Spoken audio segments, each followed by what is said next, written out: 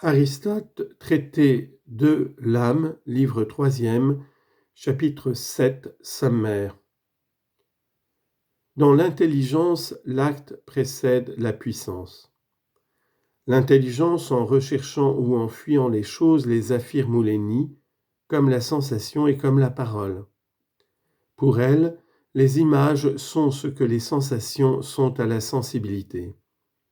Pour elle, le vrai et le faux sont le bien et le mal. De la faculté d'abstraire que possède l'intelligence, manière dont elle s'exerce dans les mathématiques. La science en acte est identique à la chose qui est sue, mais la science qui n'est qu'en puissance est antérieure dans le temps pour un seul et même individu. Absolument parlant, elle n'est pas antérieure chronologiquement, car tout ce qui se produit vient toujours d'un être qui existe en toute réalité, en entéléchie. Or, l'objet sensible paraît mettre en acte la sensibilité qui n'est d'abord qu'en puissance. Elle ne souffre rien et n'est point altérée. Et voilà pourquoi c'est ici une autre espèce de mouvement, car le mouvement est, avons-nous dit, l'acte de l'incomplet. Mais l'acte pris absolument est tout différent, c'est l'acte de ce qui est accompli. Ainsi donc, sentir les choses ressemble à les dire ou les penser simplement.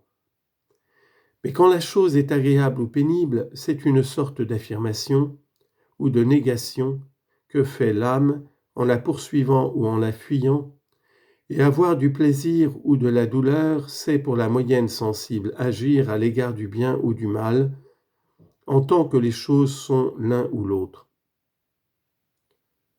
La haine en acte pour l'un et le désir en acte pour l'autre ne sont que la douleur et le plaisir.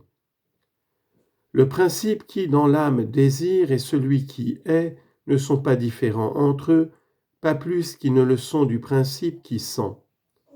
La façon d'être est seule diverse. Quant à l'âme intelligente, les images remplissent pour elle le rôle des sensations. Dès qu'elle affirme ou qu'elle nie que la chose est bien ou mal, elle la recherche ou la fuit. Voilà pourquoi cette âme ne pense jamais sans image. Et c'est ainsi que l'air modifie la pupille de telle ou telle façon, et que la pupille modifie une autre chose, de même que c'est ainsi encore que les choses se passent pour l'ouïe. Mais le terme dernier est un. C'est une moyenne unique qui seulement peut avoir plusieurs façons d'être. On a déjà dit plus haut comment l'âme distingue la différence du doux et du chaud. Il faut encore l'expliquer ici.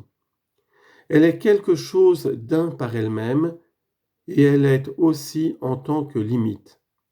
De part et d'autre, c'est la même chose par la proportion et par le rapport numérique que l'âme et la limite soutiennent avec l'un et l'autre terme. L'intelligence est aux images tout à fait ce que le sens commun est aux sensations diverses qu'il réunit. Où est d'ailleurs la différence de rechercher comment l'âme distingue les choses qui sont dans un même genre ou qui sont contraires, telles que le blanc et le noir? Soit en effet delta, le blanc en rapport avec bêta, et que gamma soit à delta comme l'un et l'autre sont entre eux.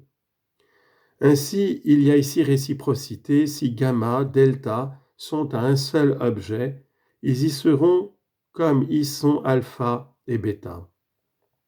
C'est une même et seule chose, bien que la façon d'être ne soit pas identique, et de même aussi dans ce cas, le raisonnement ne change point. Si alpha est le doux et que bêta soit le blanc. Ainsi donc, l'âme intelligente pense les formes dans les images qu'elle perçoit, et c'est en quelque sorte en elle que se détermine pour l'âme ce qu'il faut rechercher ou fuir. Ce n'est pas de la sensation que lui vient le mouvement, alors qu'elle s'applique aux images. Comme par exemple quand, sentant que le flambeau est en feu et voyant par le sens qui est commun, que le flambeau est en mouvement, l'âme comprend qu'il y a danger. Parfois aussi, d'après les images et les pensées qui sont dans l'âme, l'intelligence calcule et dispose l'avenir par rapport au présent, tout comme si elle voyait les choses. En outre, quand elle se dit que la chose actuelle est agréable ou pénible, elle la fuit ou la recherche actuellement. Et d'une manière générale, elle se met en action. Et pour parler de choses où il n'y a plus d'action, le vrai et le faux sont dans le même genre que le bien et le mal. Mais il y a cette différence que le vrai et le faux sont absolus et que le bien et le mal sont relatifs.